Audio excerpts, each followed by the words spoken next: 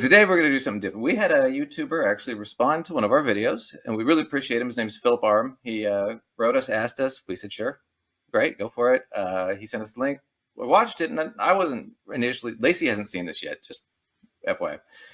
But I watched it, and initially I was like, oh, we're not going to bother responding. But then it got, within a couple of minutes, it got kind of wild. And so I thought, okay, I'll watch the rest of it. And so I watched the rest of it. And he kind of inadvertently brings up a lot of stuff that Lacey and I have complained about for months.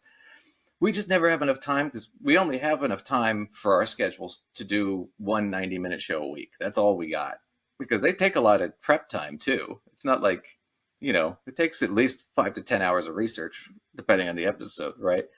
So for us, it's kind of like, wow. And so he brought up a lot of stuff that we have all this extra research we never get in because we're trying to keep it tight. But he brought up this stuff, so I thought, well, we'll just go over his video today because he inadvertently steps into a bunch of this stuff. But he's assuming you're getting all of your check.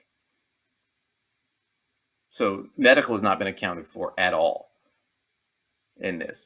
So even if the person has medical, in this scenario, we're saying it's not even a necessity that they have medical insurance. That's the big thing they all miss, right? Or at least he misses. He has no medical. He also doesn't have like credit cards or student loans or anything like that, which is pretty prevalent for most people. And you know what else he doesn't? Right, yeah. Student loans and credit card debt are totally prevalent. It's not necessary. You don't have to go into credit card debts or, I even see vehicle payments on here. So you don't have to take out a loan to pay for your car. You can just drive a car that you can afford with cash. See, and this is all ridiculous too. This is the day. Okay. So let me jump in here. Well, we never said that they were necessary. We said they weren't represented on that budget, and that budget, yes, only was the necessities. However, if you're trying to get yourself to a better financial place and you are like the majority of Americans having those debts, you do need to deal with and pay for those debts. Mm-hmm. And even minimum payments for those things are not represented in this budget. That's the point. Well, and then there's super simple point at that. Well, that's the other thing is, let's say you're making $25 an hour, right? And that's the average income or the average living wage. Sorry, where you live. So you're kind of scraping by, and oh my God, you get ill and you can't work for 3 to 6 months. It's not like you have savings in that budget either. Or your car has some sort of super expensive issue and you need to fix it so you can freaking get to work. You're getting on credit debt. Yeah. Now, or maybe you're placed, but you don't have much of an emergency savings and you have this huge plumbing issue and you kind of need a running toilet. Yeah. So suddenly you're thousands of dollars set back and it went on a freaking credit card. Mm-hmm. You have to deal with that and it has to end up in your budget. Yeah, shit happens. Are we saying those are necessities? No, but are we saying they're the reality of probably the average American's budget has these payments in Absolutely. there? Yes.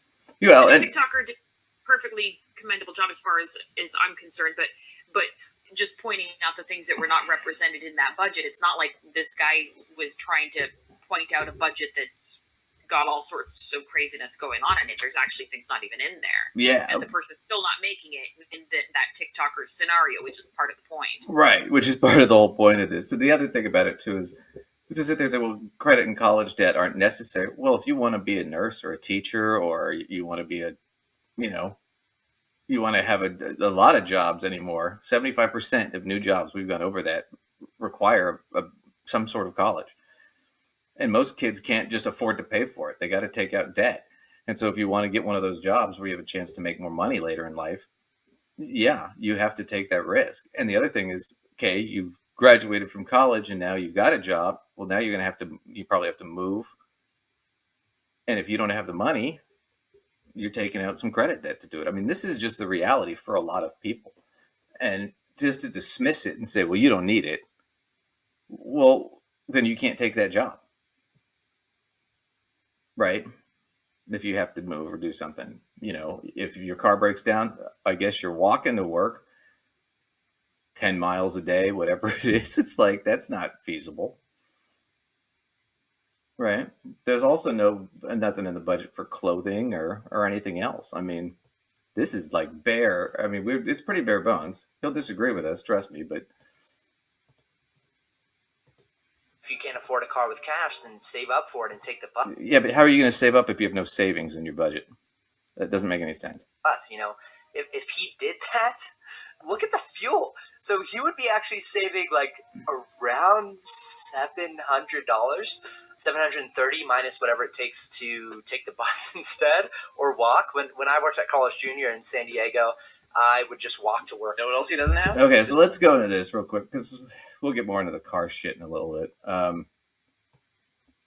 Once again, he's talking about it like it's this guy. This guy has made it clear it's an average of Americans. So we're talking about this 90 to 100 million people. Okay?